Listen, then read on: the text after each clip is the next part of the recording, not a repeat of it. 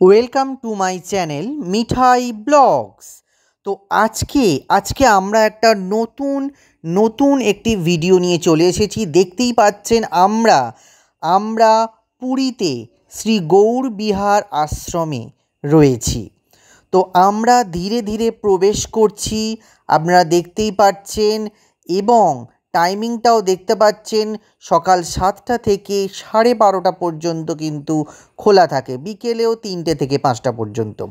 আর আমরা ঢুকতেই লক্ষ্য করলাম প্রথমেই নৃত্য গণেশ আমরা লক্ষ্য করলাম।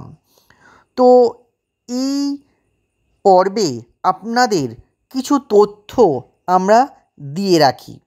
সেটা হলো যে এটি গুপ্ত বৃন্দাবন বা মাতা মঠ নামে বেশি পরিচিত।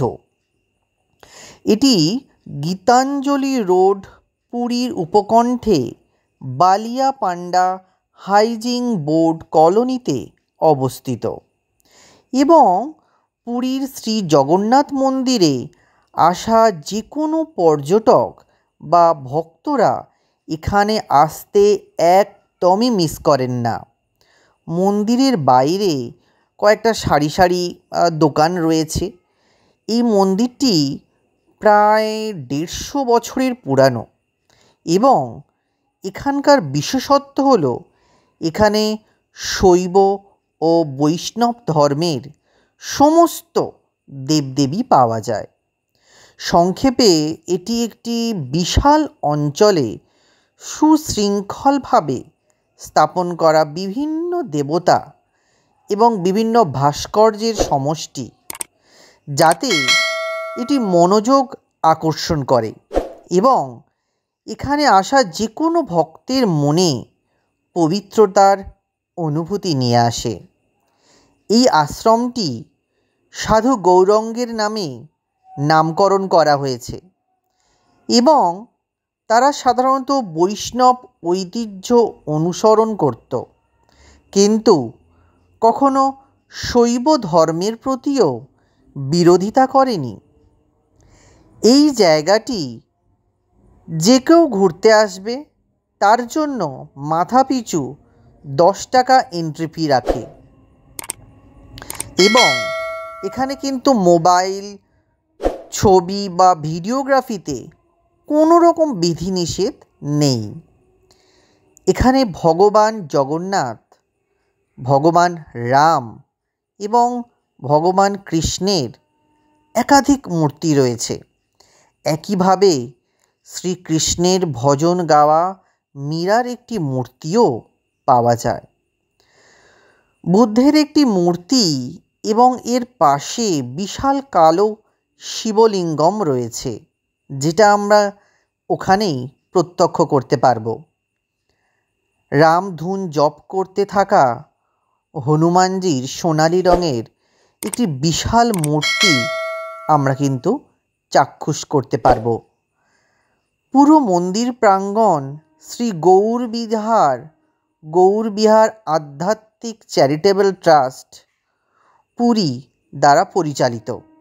এখানে আমরা দেবী মহালক্ষ্মীকে দেখতে পাব, এবং এর পাশে রয়েছে গজেন্দ্র মোক্ষের একটি প্রতিরূপ, যা ভগবান বিষ্ণুকে একটি কুমিরের হাত থেকে একটি হাতিকে বাঁচানোর চিত্রিত করে। লক্ষ্মী নরসিংহের একটি রঙিন মূর্তি এই জায়গার আসল সৌন্দর্য। সাধু আদি শঙ্করাচার্য, রামানুজাচার্য, নিম্বাকাচার্য, মদবাচার্য এবং বল্লভাচার্যের বসার ভঙ্গিতে মূর্তি রয়েছে এখানে। একটি নৌকা একটি হ্রদে ভেসে আছে, যেখানে মীরা কৃষ্ণ ভজন গাইছে, এবং ভগবান কৃষ্ণ তার পাশে বসে আছেন। এর কাছাকাছি শিশু কৃষ্ণকে ডুবে না গিয়ে একটি বিশাল পাতায় ভাসতে দেখা যায়। এছাড়াও দেবতারা এবং অসুরদের একটি বিশাল সর্পকে ধরে বিশাল সমুদ্র মন্থন করতে দেখা যায়। সাধু রামানুজাচার্যের জন্য একটি বিশাল মূর্তি স্থাপন করা হয়েছে। আধ্যাত্মিক অনুষ্ঠান পরিচালনার জন্য একটি মিনি অডিটোরিয়াম পাওয়া গেছে, যেখানে প্রায় 100 জন দর্শকের জন্য বসার ব্যবস্থা রয়েছে। একটি ঘোষাল মন্দির ট্রাস্ট দ্বারা পরিচালিত এবং রক্ষণাবেক্ষণ করা হচ্ছে এটি।